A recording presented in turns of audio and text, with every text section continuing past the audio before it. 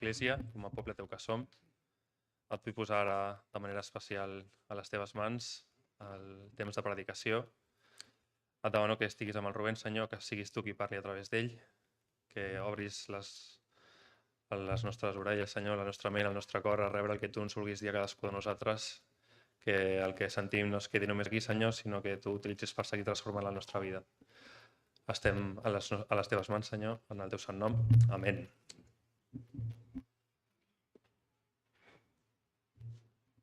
Pues vamos a seguir hablando de personas. Vamos a seguir hablando de la importancia que tienen las personas, los seres humanos. Vamos a intentar entender cuál es la filosofía de Jesús con respecto a las personas que conviven con él, ¿no? Sabéis que estamos haciendo una serie sobre el Evangelio de Marcos y sobre la frase "no hemos visto nada igual". Y bueno, la parte que me toca a mí está en Marcos en el capítulo 3, los 6 primeros versículos. El texto es muy corto, luego lo leeremos. Y la pregunta que queremos respondernos esta mañana es: ¿quién es este Jesús que pone a las personas por encima de las estructuras y los convencionalismos? Esto un poco largo, ¿eh? La pregunta un poco larga. Pero creo que la entendéis, ¿verdad? Hace un par de semanas, un comunicador español de primer orden, se llama Joseph Ahram, supongo que la gente más joven lo conoceréis, colgaba en las redes sociales una pregunta, digamos, muy interesante. Él hacía un debate sobre las pequeñas empresas que cobran parte de sus facturas en efectivo. Estas pequeñas tiendas de barrio, estas pequeñas cafeterías o bares que nos cobran en efectivo y que parte de esos cobros en efectivo no los declaran Hacienda. Las empresas más grandes no pueden hacer esto, ¿eh? Probablemente hacen otras cosas peores, pero esto no lo pueden hacer, ¿no? Entonces, el debate claramente moral era: esto es ilegal, lo sabemos.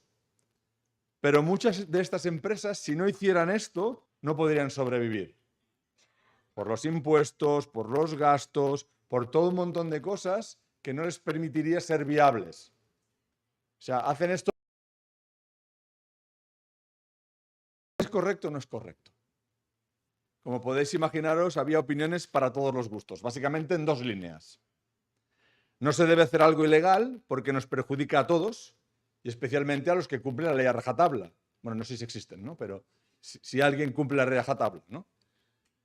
Y los que opinaban que deberíamos medir si los impuestos que nos ponen los gobiernos son justos, si el precio que pagamos por los suministros, por la luz, por el agua, sabéis ahora el problema que tenemos con este tan grande, el gas, el teléfono, son justos, o todos estos monopolios, estas grandes corporaciones nos manipulan y se benefician injustamente de su posición claramente privilegiada. Y por tanto, permitidme la expresión, el que roba a un ladrón, pues tiene 100 años de perdón, ¿no? Eso dice el refranero popular. ¿Habéis entendido el dilema? O sea, ya sabemos que es ilegal, pero ¿es legítimo? ¿Todo lo legal es legítimo? Os explico. Legal es lo que se ajusta a la ley. Legítimo, en cambio, es lo que se ajusta a la ley y además lo consideramos ética y moralmente correcto. El aborto es legal, pero a lo mejor algunos de nosotros no lo consideramos ética y moralmente correcto. Vale. Creo que un dilema moral de este tipo es el que se propone en el texto de hoy. Vamos a leerlo. 6 versículos, muy sencillitos, muy fáciles y muy simples. Marcos 3, del 1 al 6. Conocéis la historia perfectamente y además, si no es esta historia, Jesús ha planteado historias de estas, muchas, en toda su vida. O sea, es la misma historia que se repite de una manera o de otra, ¿vale? En este caso es un hombre que tiene la mano paralizada y entonces Jesús lo pone en medio de los fariseos y obra un milagro. Lo habéis visto con paralíticos, con sordos, con endemoniados, con ciegos. Lo hemos visto constantemente. Marcos 3, capítulo 1, Jesús entró de nuevo en la sinagoga y vio a un hombre que tenía una mano deforme. Como era el día de descanso, los enemigos de Jesús lo vigilaban de cerca. Si sanaba la mano del hombre, tenían pensado acusarlo por trabajar en el día de descanso. Jesús le dijo al hombre con la mano deforme: ven y ponte de pie frente a todos. Luego se dirigió a sus acusadores y les preguntó: ¿permite la ley hacer buenas acciones en el día de descanso? ¿O es un día para hacer el mal? ¿Es un día para salvar la vida? ¿O para destruirla? Pero ellos no quisieron contestarle. Jesús miró con enojo a los que lo rodeaban, profundamente entristecido por la dureza de su corazón. Entonces le dijo al hombre: extiende la mano. Así que el hombre la extendió y la mano quedó restaurada. Los fariseos salieron enseguida y se reunieron con los partidarios de Herodes para tramar cómo matar a Jesús.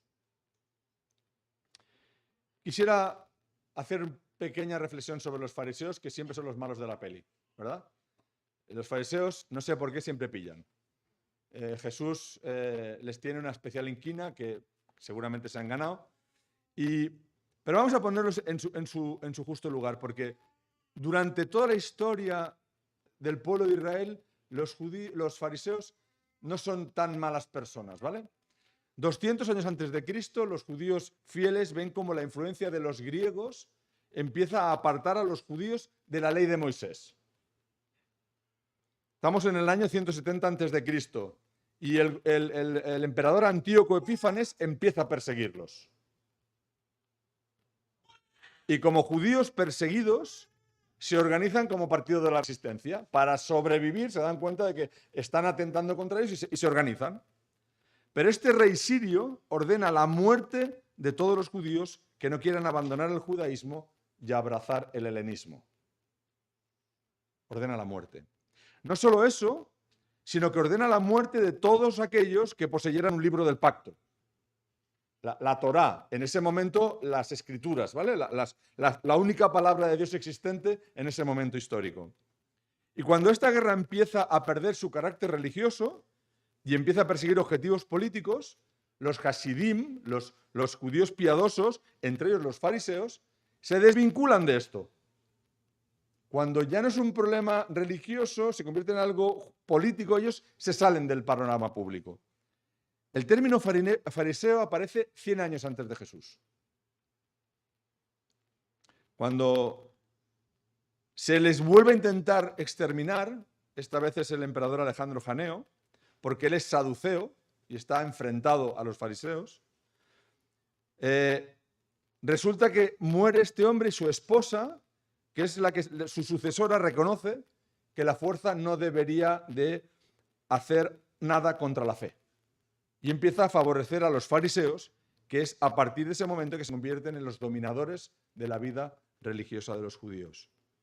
Como ya sabéis, centraban la religión en la observancia de la ley, dando menos importancia a la actitud del corazón que a los actos exteriores. Y esto se complica, esto se agrava cuando empiezan a añadir preceptos de la tradición que no figuran en la ley de Moisés. Empiezan a añadir cosas para exagerar la ley de Moisés. Y Jesús está claramente en contra de esto. Solamente voy a leeros un texto en Mateo capítulo 15, donde Jesús, que les llama de todo en la Biblia, les llama sepulcros blanqueados, hipócritas, les llama de todo. Y en este caso, dice 15, en el Mateo 15, en el versículo 2, en el versículo 3, ¿vosotros por vuestras tradiciones violáis los mandamientos directos de Dios? Por ejemplo, Dios dice: honra a tu padre y a tu madre, y cualquiera que hable irrespetuosamente de su padre o de su madre tendrá que morir. Sin embargo, vosotros decís que está bien que uno diga a sus padres: lo siento, no puedo ayudarte, porque he jurado darle a Dios lo que te hubiera tenido que dar a ti. De esta manera vosotros afirmáis que no hay necesidad de honrar a los padres, y entonces anuléis la palabra de Dios por el bien de vuestra propia tradición. Hipócritas, Isaías tenía razón cuando profetizó acerca de vosotros. Este es el problema que pasa con los fariseos, ¿verdad? Ellos están empezando a exagerar cosas y están empezando a complicar lo que la palabra de Dios dice claramente. También nos digo que algunos fariseos entendieron el mensaje de Jesús. El propio Pablo era fariseo, Nicodemo era fariseo. Algunos fariseos entendieron el mensaje. O sea, se podía entender el mensaje de Jesús desde una posición también fariseica. ¿Y por qué os he contado todo este rollo? Bueno, porque es importante porque, bajo mi punto de vista, primero, hoy tenemos grupos dentro de las diferentes familias cristianas que siguen pensando que la tradición es igual o tan importante como la palabra de Dios. Y entonces las liturgias, hay una serie de cosas que las elevamos a un nivel donde realmente empieza a surgir el problema cuando alguien no cumple esa parte de la liturgia. En algunas familias cristianas, y hablo de cristianas en general, en algunas familias cristianas esto es más pequeñito y en otras es muy grande, es muy importante. Pero entonces es la primera toque de atención donde vemos que quizá no estamos prestando tanta atención a la persona, sino a la liturgia,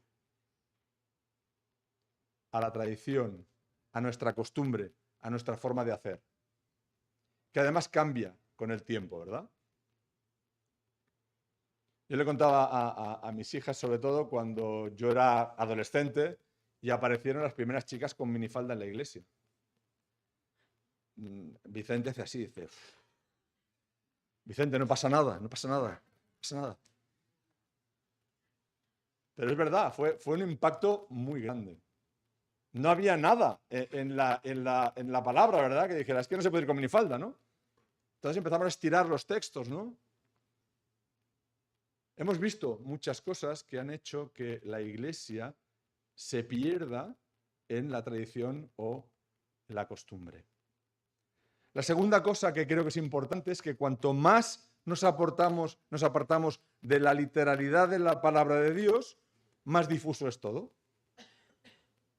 Porque entonces empieza a caber la opinión, la filosofía, el razonamiento, la habilidad de cada uno en defender sus posturas. Empezamos a entrar en un terreno que lo que hace es separar la espiritualidad. La espiritualidad es una conexión vertical con Dios. Todo lo demás es una conexión horizontal con la sociedad, con nuestro entorno, con nuestros amigos, con nuestra comunidad. En el texto nos encontramos a Jesús en la sinagoga. ¿Sabéis? Siempre, muchas veces Jesús va a la sinagoga. Jesús va a la iglesia. Y llega allí y se sienta en medio de los miembros de la iglesia, de la comunidad, ¿verdad? Los sábados no se podía trabajar. De hecho, solo se podía cuidar a un enfermo si su vida corría peligro. Ya empezamos otra vez a estirar la ley de Moisés, ¿verdad? Esto era la ley y por tanto lo que cualquier judío de bien tenía que hacer. Cuando Jesús le pide al hombre que con la mano deforme, con la mano paralizada, con la mano seca, que se ponga en medio de ellos, los fariseos ya intuyen el problema. Este hombre va a hacer algo que no debiera de hacer. Es incomprensible cómo un profeta como él, conocedor de las Escrituras, no tenga el respeto suficiente por su cultura y su religión.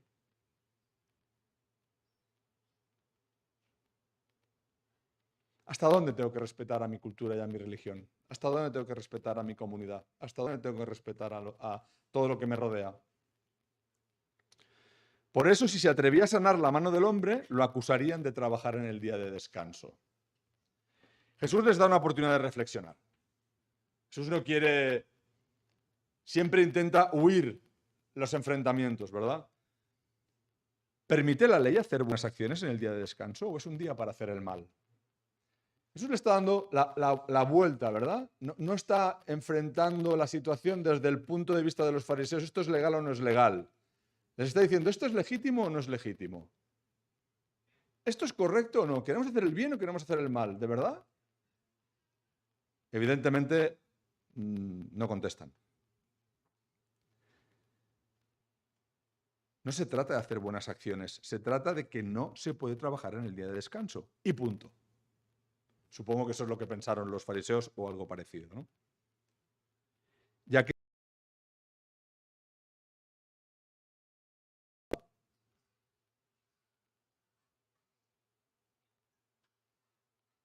Jesús miró con enojo a los que lo rodeaban. Enojo es una manera suave de decir cabreado. Lo siento, ¿dónde está Amparo? Lo siento. Jesús estaba enfadado. Estaba realmente enfadado por su dureza de corazón. Estaba entristecido.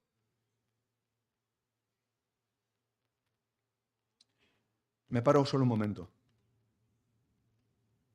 ¿Nos enfadamos lo suficiente?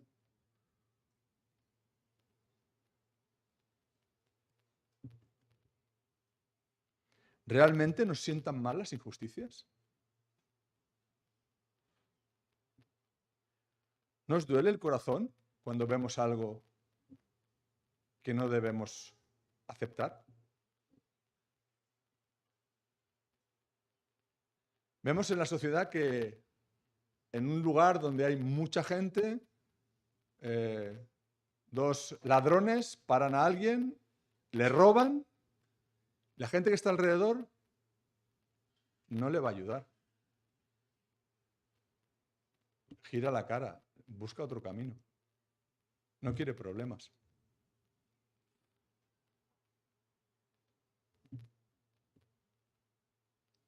Jesús le dice, lo he puesto en medio de vosotros. ¿Sabéis que tiene una mano paralizada, que no puede trabajar, que no puede ganarse la vida? ¿Sabéis que le puedo sanar? Y en lugar de alegraros por ello, ¿os enfadáis? ¿De verdad esta persona no vale nada? No hay interés por la persona. Hay interés por cumplir la tradición, ni siquiera la ley de Moisés. Y yo creo que en general, y para nosotros, Iglesia, deberíamos pensar si no hemos perdido también interés en las personas, en sus vidas, en sus corazones.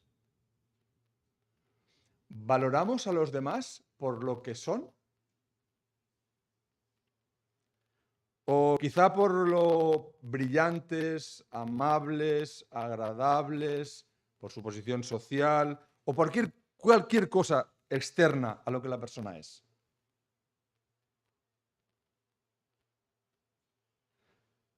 ¿Os habéis preocupado de llegar al corazón de vuestros hermanos que tenéis aquí?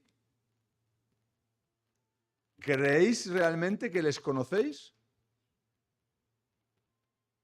¿O os caen bien o mal porque uno es alto, otro es bajito? ¿Entendéis lo que quiero decir, verdad?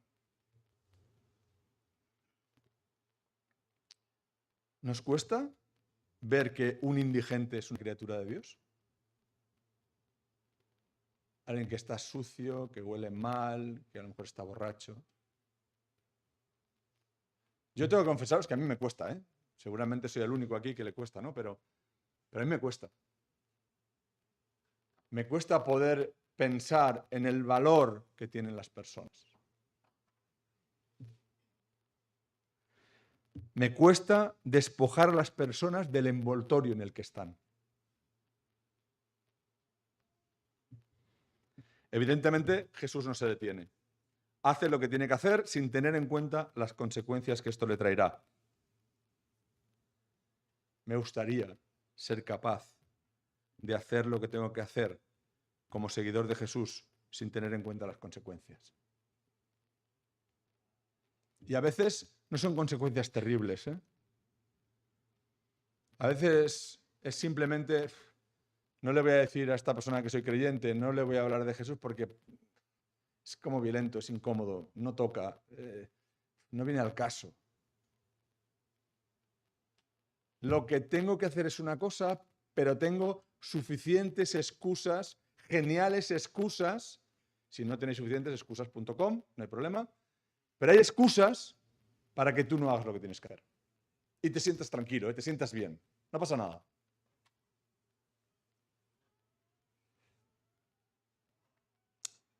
En cuanto el hombre es sanado, los fariseos se levantan y se van. ¿Sabéis lo que pasa? Por primera vez en la Biblia habla de planes para matar a Jesús. Las consecuencias eran el inicio de una acción terrible. Sabemos que era el plan de Dios, pero los seres humanos, los fariseos, habían tomado su decisión. Este hombre estaba por encima de lo que ellos podían soportar. Nosotros seguramente no mataremos a nadie, no haremos planes para matar a nadie. Pero le podemos girar la cara, le podemos, si somos muy malos, en algunos entornos les hacen bullying, si no, pues simplemente no tenemos trato con esa persona, o simplemente pasamos desapercibidos, o no, ¿sabéis? Muchas formas. Con una otra persona. Lo segundo que me viene a la cabeza para acercar este texto a nuestro siglo XXI son los indignaditos. No sé si lo conocéis a los indignaditos. Los indignaditos son aquellos que se ofenden rápidamente por cosas algunas veces triviales o pequeñas o insignificantes o que nos importan un bledo. Los indignaditos. Políticos, casi todos. Los políticos son unos indignaditos, todos. ¡Ay, lo que me ha dicho! Es que, claro, los otros son malísimos, ¿no os dais cuenta? No importa qué diga el otro, no tiene ningún valor su persona. Tiene que ver una posición, digamos, política. Si este señor dice blanco, automáticamente mañana la oposición dirá negro. ¿Estás de acuerdo conmigo? Esto es la política. No importa la idea, no importa lo que hay detrás, no importa el problema.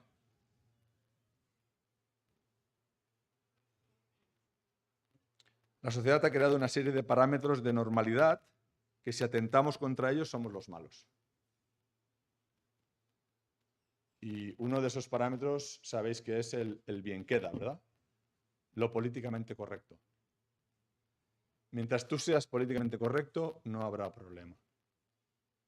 Cuando dejes de ser políticamente correcto, empezarás a tener problemas. En este púlpito yo no puedo decir todo lo que realmente pienso, porque si en las redes sociales se graba lo que yo realmente pienso, puedo acabar en un juzgado. ¿Somos conscientes de eso? No puedo.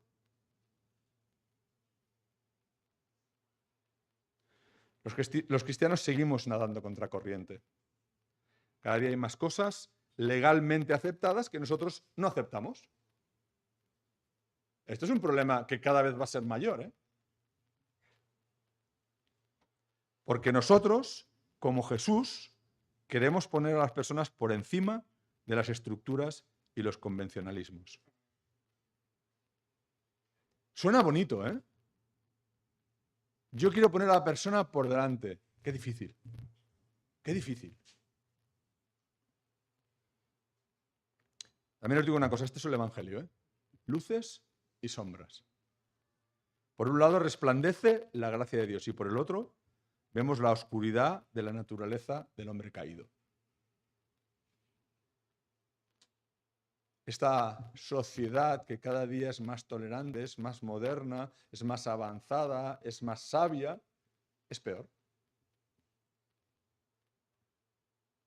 Y esto no lo deberíamos decir, pero es peor. Y mi pregunta es, ¿qué vamos a hacer nosotros? ¿Qué vamos a hacer? ¿Estamos dispuestos a hacer lo que tengamos que hacer para seguir a Jesús?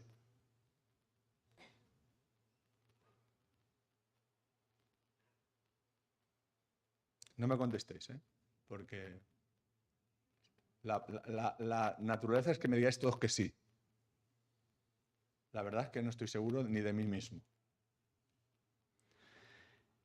Otra pregunta un poquito más violenta. ¿Estamos dispuestos a saltarnos la ley para predicar el Evangelio? Porque es probable que dentro de poco tengamos que hacerlo, ¿eh?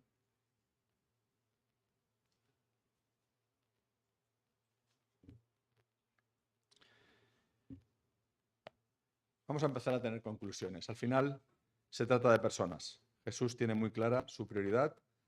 Toda su vida de manera continua ayuda a personas y salva almas. Frase clásica de Jesús: sé sanado y tus pecados te son perdonados. ¿Sí? Muchas veces, ¿verdad? Las dos cosas. Me preocupo por tu alma y me preocupo por tu cuerpo. Me preocupas tú como persona integral. El cuerpo y el alma de las personas, la ley, la tradición, los gobernantes, nunca son la prioridad. Aunque siempre les da la oportunidad de entender el Evangelio, aunque siempre intenta discutir con ellos, aunque siempre intenta explicarles a todas estas personas que no están de acuerdo, jamás le detienen en su cometido. Jamás le detuvieron. Queremos ser como Jesús. Yo quiero ser como Jesús. ¿Qué voy a hacer para serlo? No lo sé todavía. ¿Cómo voy a asumir todas las contraindicaciones que tiene este medicamento? No lo sé.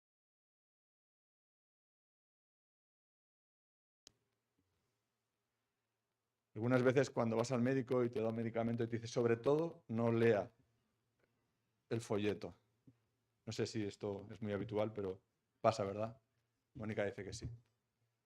No lea el folleto, porque si lo lee, es posible que no se lo quiera tomar. Pues estamos en una situación igual. No leeros el folleto, porque si lo leéis, igual no os lo vais a querer tomar.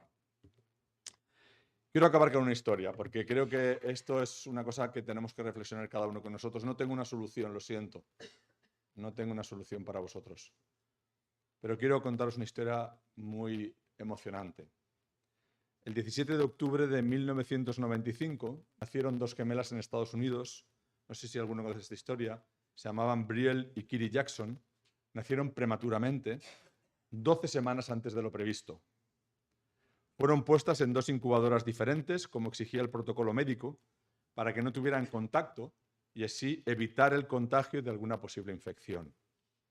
Mientras una de ellas, Kiri, estaba mejorando y ganando peso, la otra, Brielle, no sé si estoy diciendo bien los nombres, perdonadme, empezó a tener problemas respiratorios y no ganaba peso. El 12 de noviembre, la situación de Brielle ya era crítica. Sus piernas y sus brazos se pusieron azules y su familia se preparaba para lo peor.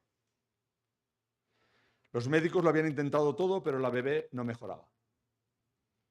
En ese momento, una enfermera llamada Gail Kasparian solicitó a la familia permiso para intentar una cosa que se usaba en Europa, pero no era utilizado en Estados Unidos. Colocar a las dos hermanas, a los dos bebés prematuros, en la misma incubadora. Con el visto bueno de los padres, las niñas fueron puestos una al lado de la otra. Brielle, la bebé débil, se pegó a su hermana. Y si no se sabe por qué, ni cómo, su corazón comenzó a estabilizarse. Y en pocos minutos, su nivel de oxígeno en la sangre subió. Pero lo realmente excepcional y conmovedor vendría después. Y le voy a pedir a Ami que ponga la fotografía, ¿verdad?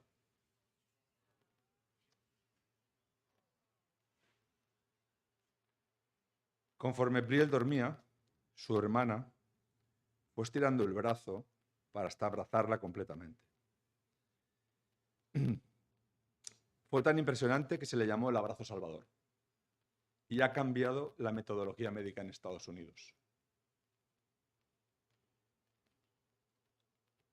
Solo se me ocurre algo, y es que tenemos que abrazar a los demás para darles la vida.